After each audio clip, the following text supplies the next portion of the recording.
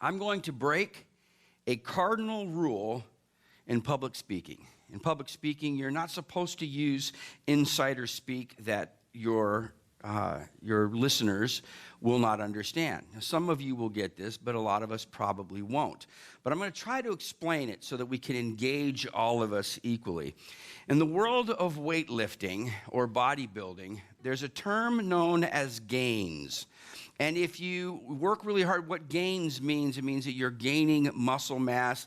It means that you're gaining strength. And so it's come to be known as my gains. It's ironic to me, at least. Maybe exercise humor is lost on you, but it's ironic and funny to me, at least, that the phrase probably came from Jane Fonda's workout videos in the 80s. Some of you may be old enough to remember those. And she began to say, no pain, no gain. The statement is nearly ubiquitous today. We see it all over the place.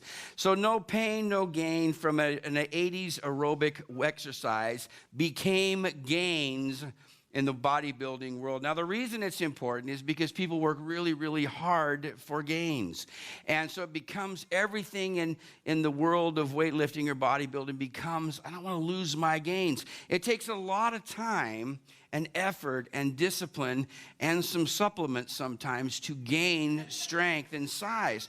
Now, when you gain it, so it takes a long time to pack the muscle on, but it only takes a little while to lose it. Anybody that's ever lifted weights can attest to that.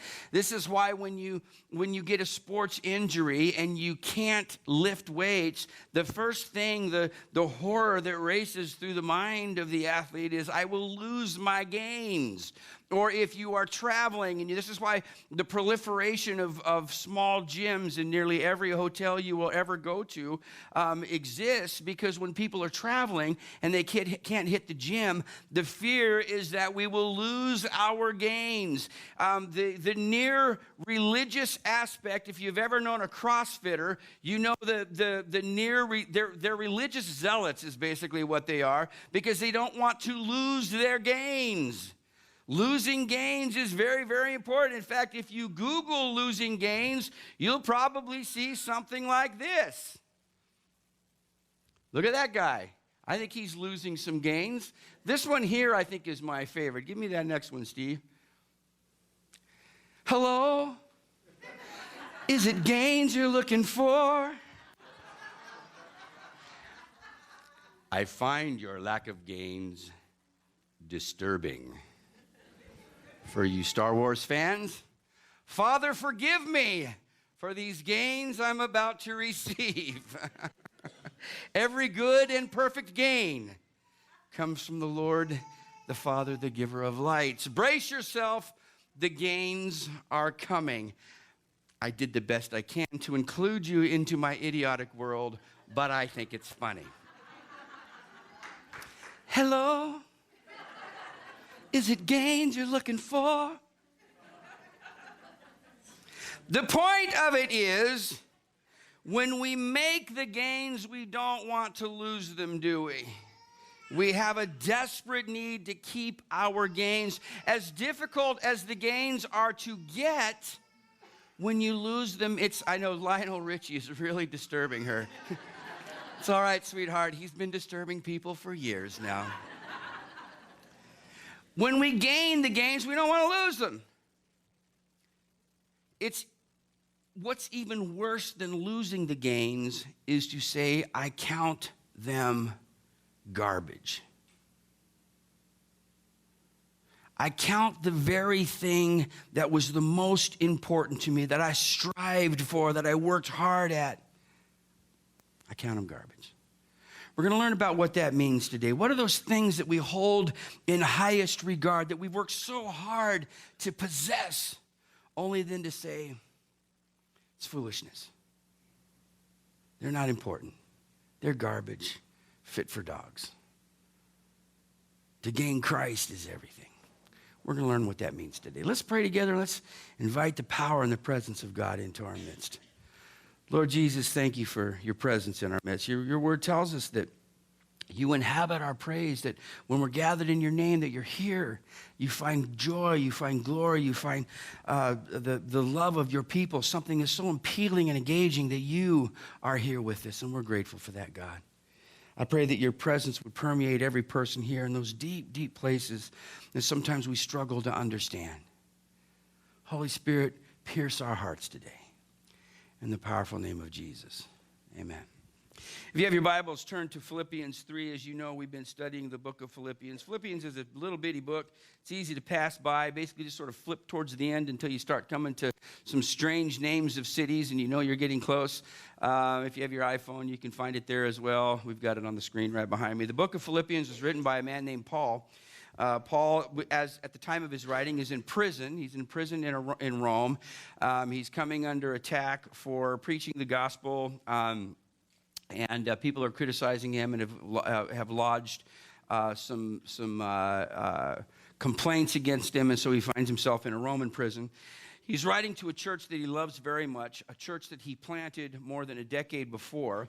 So he's writing to this church to address a few things. The first thing he wants to address, he wants to encourage them. Being a Christian in that culture in first century the first century Greco-Roman world was becoming more and more dangerous. So the first thing he wants to do is encourage people. The second thing he wants to do is he wants to strengthen them inside. With the increase of persecution, there's some backbiting that's going on and some quarreling that's going on in the church. He wants to make sure that people are bound together. Basically his idea is it's really hard. It's becoming harder and harder and harder to be a Christian. Don't make it harder on the inside. It's already hard out there. So make sure that you're coming together in unity and love for one another. And then he's got some things that he wants to address about Timothy and Epaphroditus. We looked at that, a couple of young guys that he was sending to them. So that's what the book was written about. The letter is written about. And in chapter 3, he's going to kind of continue with these themes. He says, further, my brother and sister, rejoice in the Lord. He just sort of, he finished kind of, we looked at this last week, the nuts and bolts, the utilitarian aspect of the letter and describing what to do with Timothy and Epaphroditus. And now he's sort of continuing on these themes. He says, further, my brothers and sisters, rejoice in the Lord. It is no trouble for me to write the same thing to you again. This is the aspect of rejoice. 16 times he talks about rejoice or joy. This is a constant theme for Paul as he's writing this letter. He says it over and over and over again. He says basically, look, I don't mind saying it again. I will keep saying it until you get it in your minds. Anybody that's ever taught anybody, whether a child or an adult, knows that you have to repeat yourself. Repetition is how people learn things. So he says it over and over and over and over again. Be joyful, rejoice. Now it's really important. He's not writing in his luxury suite at the Hilton or something. He's not writing from his nice warm office on his cherry wood desk. He's writing in prison. It's miserable for him. If this is in prison later in his life, later in Rome, he's in a miserable, miserable place. And he said over and over and over again, he says, I'm miserable. And yet, he's the one encouraging people to be joyful. I could preach a whole message on that. I won't do it today, but think of that. Think of being in such a state of misery and suffering, and yet being the one saying, we need to rejoice, we need to rejoice, we need to be joyful, over and over and over again. So he says, I'm going to repeat it. I'm going to tell you again. It's no trouble for me to write the same things to you again, and it is a safeguard for you. Watch out for those dogs, those evil doers, those mutilators of the flesh. Now, this is strong language. It's uncharacteristically strong language. Paul is coming to the end of his life. Now, throughout his whole career, he's battled with these guys known as Judaizers. The Judaizers were Jews. They were practicing Jews, but they were Christians. They believed that Jesus was the Messiah. But they believed that their Judaism was still a part of Christianity. And so when Gentiles got saved, Gentiles are anybody that's not Jewish. So all throughout the Greco-Roman world, the people were coming to faith. They might be Greek, they might be Roman, they might be Egyptian. There were all these people coming to faith, and these Judaizers would come into the church and say, you guys need to endure the rituals of circumcision. Y'all know what that is. I don't think I need to go into much detail on that. But if you are a grown human man, you don't want to endure ritual circumcision, do you? No. So So it became a real point of contention for the early church. Paul writes about it a lot. And so now in his life, he's finally he's taken off the gloves. And in the Greek, the way this reads in the Greek, it's kind of a staccato. There was a fluidity to it that we lose in the English. But one commentator said maybe the way to say it is a dog in that culture wasn't a dog that we would have. These would be wild, feral dogs. They were not something to be desired, more like vermin, really. They would be pests. So what he's saying, and workers of evil, he's saying you're criminals, and then cutters. So the one commentator said maybe the way that we understand it, he says, you curs, which is a dog. You cur, you criminals, you cutters. He's using this sort of alliterative language to nail down the point. These people are wrong. Now remember, they're Christians. These are Judaizers. They would call themselves Christians. But the whole thing that he's building up, and I want you to put a tack in this idea because it's an important one. He's saying you are practicing your Christian faith and missing Jesus. Put a tack in that idea because it's an important one. So these are people who are Jewish Christians that he's been warring with for decades now. And now he's done with it. In fact, the reason he's in prison was because these Judaizers, have been the one that they lied about him. They set up all kinds of false allegations against him. Watch out for these dogs, these evildoers, these mutilators of the flesh. The other thing that's interesting about it, that what they're encouraging people to do is to go through ritual circumcision for the men, for these new believers. And what he's doing now, a mutilator of the flesh, the idea would be, is he's equating Jewish circumcision to what the pagans in that region would do in ritual cutting. So he's saying basically it's no different from just the ritualistic practices of cutting that people would do in their idol worship and Jewish circumcision. So he's making a really, really strong statement here to the people reading. He says, for it is we who are the circumcision who serve God by his Spirit. Now remember that circumcision was the thing that defined the Jewish people as God's people. In other words, if you were going to be called the people of God in the Old Testament, what we now know as the Old Testament throughout the nation of Israel, you would have to endure circumcision. It was sort of a mark that you were the people of God. What Paul is now saying is there's a new mark that indicates the people of God. And because he's writing to Romans and Greeks, people who would not be circumcised. He's saying, it is we who are of the circumcision, who serve God by his Spirit, who boast in Christ Jesus, who put no confidence in the flesh. So in other words now, he's saying there's a new line of demarcation. There's a new boundary that identifies God's people. Get this in your mind. It's not where you go to church, it's not your political affiliation, it's not even your national affiliation. It's people who serve God by his Spirit, who boast in Christ Jesus, who put no confidence in the flesh. Those are the people who are now the new circumcision. Those are the people of God. Now, that's something we need to remind ourselves in the modern church. We often find a lot of satisfaction in the church that we attend, the nation that we belong, the community that we live, the amount of education that we've piled up. But that's all fleshly things. Those are putting confidence in flesh.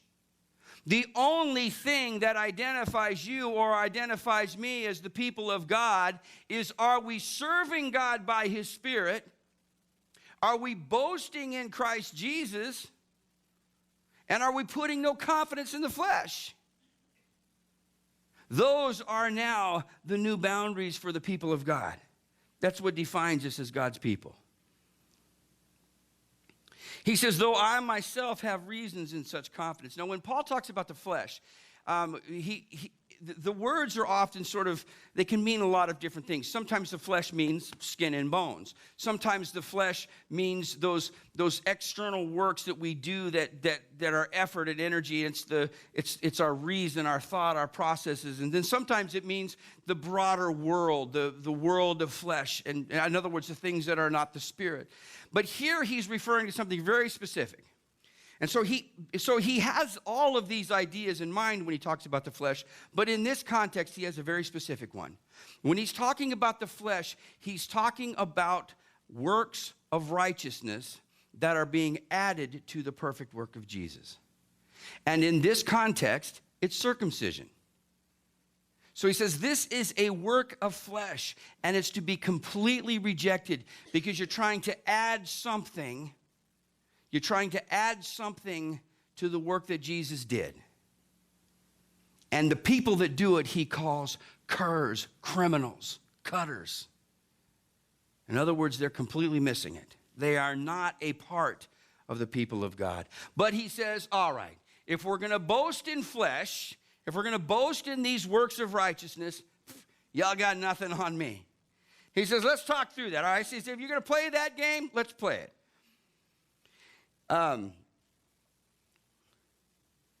If someone else thinks they have reason to put confidence in the flesh, that is, these external rites of passes, the external righteousness, I have more. Circumcised on the 8th day, according to Jewish custom.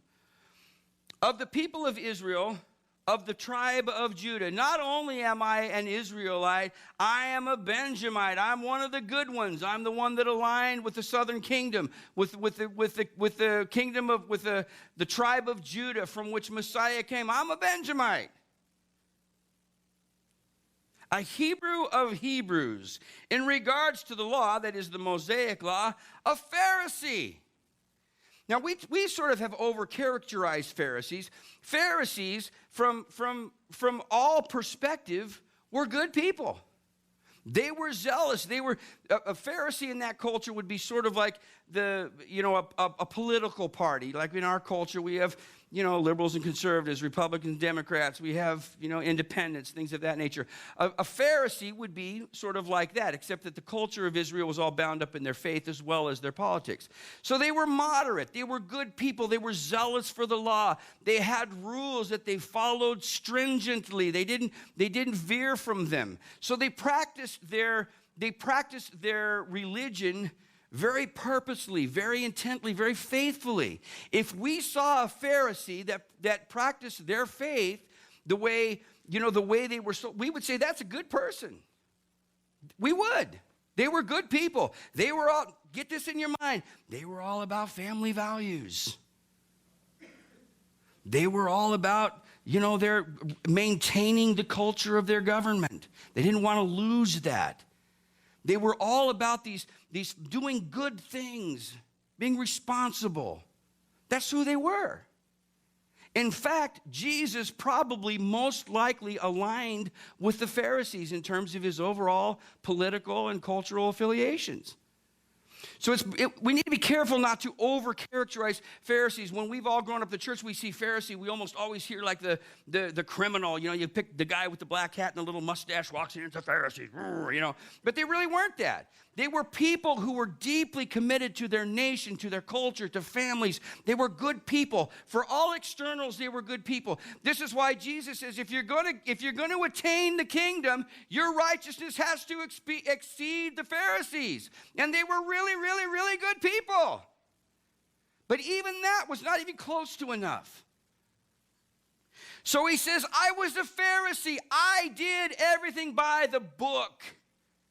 I obeyed every rule. I gave my money. I tithed. I came to church, synagogue. I worshiped. I read my Bible. I memorized it. I knew all the stuff. I was a Pharisee. In other words, I was good. I worked really hard at it. In regards to the law of Pharisee, as for zeal, persecuting the church, Paul believed that he was doing God's work by eradicating Christianity. It was a nascent religion that was just beginning to grow. And he was determined, he saw it as evil, he was going to get rid of it.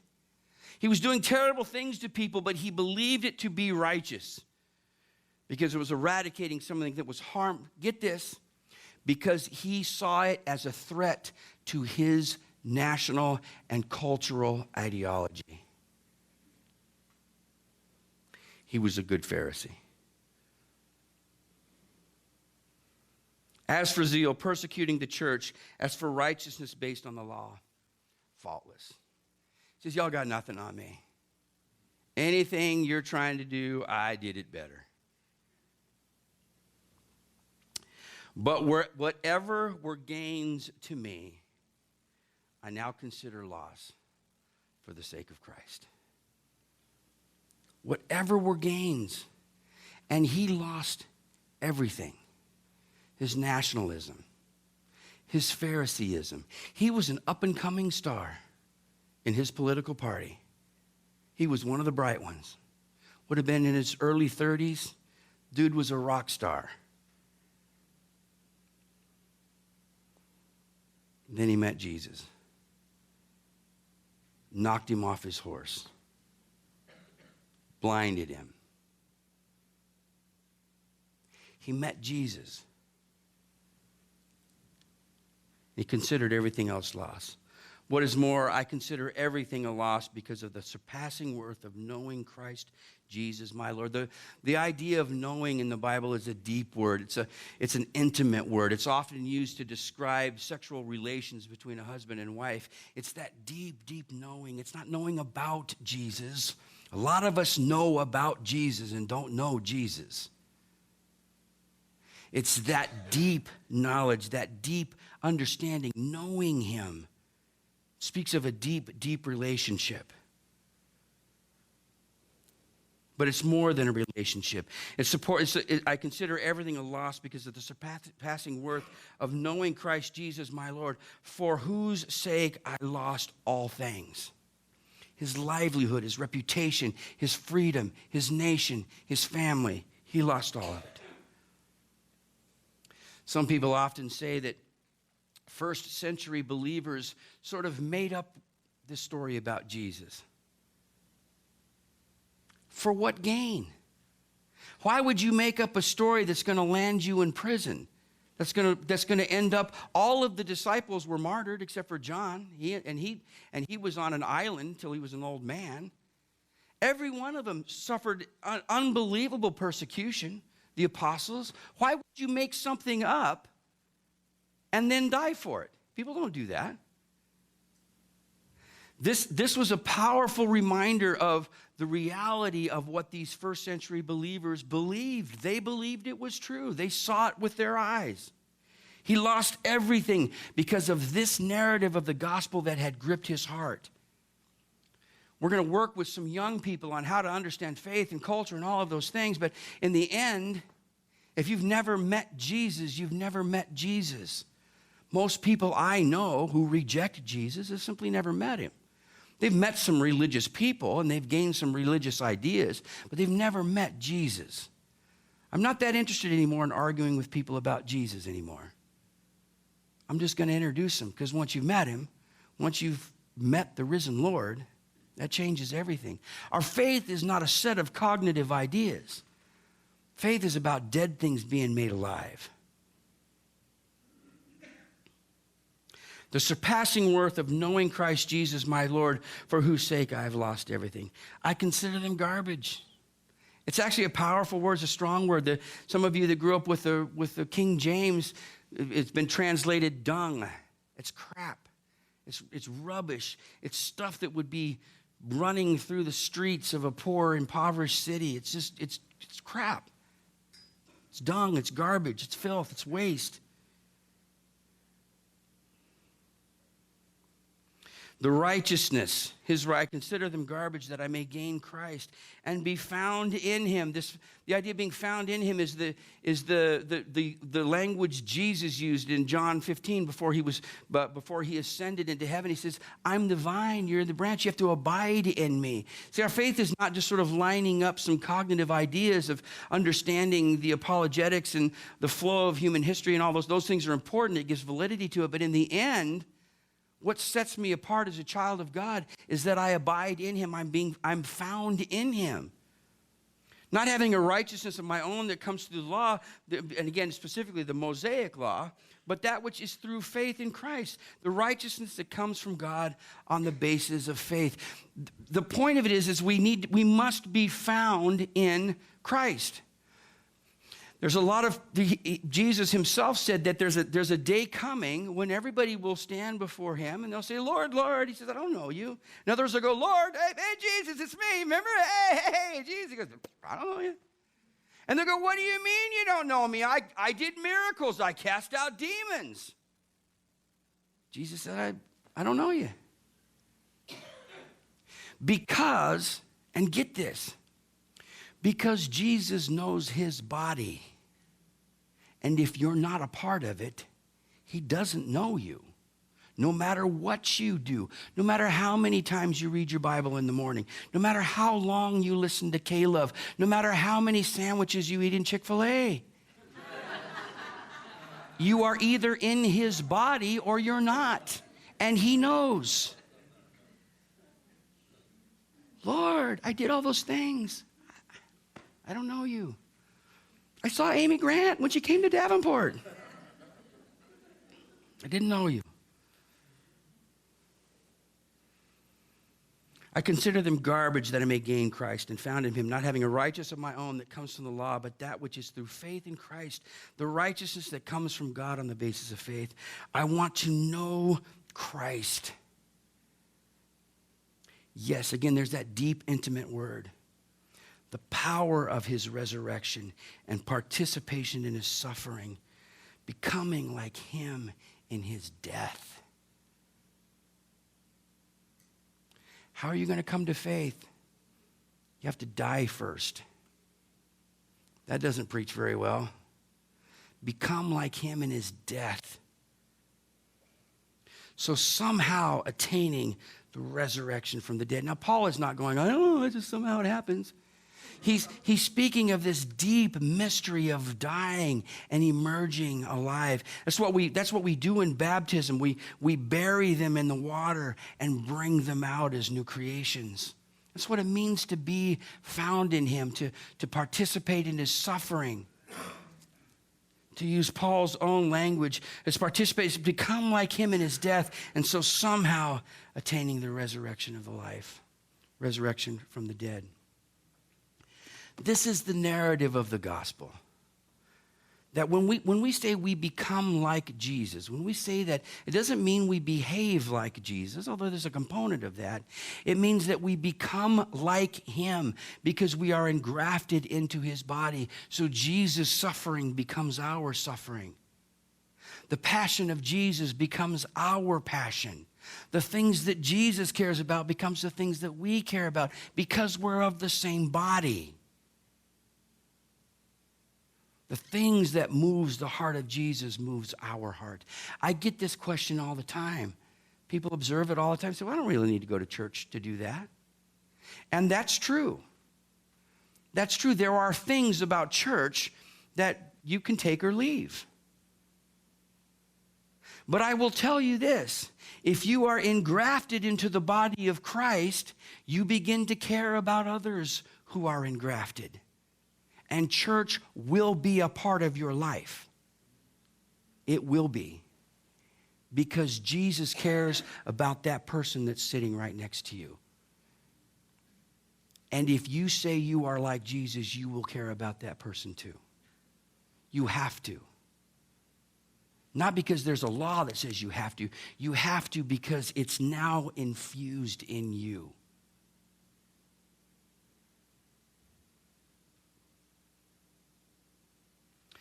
Weightlifters hate to lose their gains. I worked really hard for those gains. I put a lot of muscle on. I got the big bench. Yeah, boy. I don't like to lose them. We don't like to lose our cultural gains and our spiritual gains either, do we? Paul put everything in this perspective. I'm a Pharisee, which means I'm an Israelite. I'm of the tribe of Benjamin. I have a political persuasion. I'm a Pharisee. This is how I view life and socioeconomic issues. I participate rigorously in my faith. I do everything I've been told to do since I was a little boy. Now think of Paul's list. Think of your list. I'm an American. Hoorah. I live in Iowa or in Illinois. I live in a community. I'm a Republican. I'm a Democrat. I'm a liberal. I'm a conservative. Frankly, I think all those words are kind of starting to lose some of their effectiveness. Or I'm a charismatic, or I'm a Catholic, or I'm a Pentecostal, whatever language we use. How do you practice my faith? I read my Bible every day. I pray for 2 hours. I come to church. I tithe. I give my money. Paul said, this is garbage.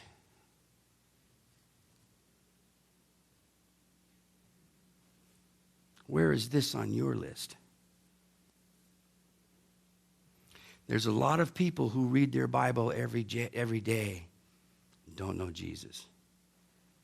We don't worship the Father, the Son, and the Holy Scripture, do we? When we elevate God's Word, one thing Christian people have got to stop doing, when we write about the Bible, is capitalize the Word. The capitalized word is not the Bible. The capitalized word is Jesus. He's the Logos, the Word made flesh. The Bibles that we have are simply God's Word that reveals Him to us. Don't worship your Bibles. Read them. They're pretty practical to read, and memorize them, but don't worship them. When we do that, when we put our Americanism, when we put, and I see a lot of this. There's a syncretism between Americanism and Christianity.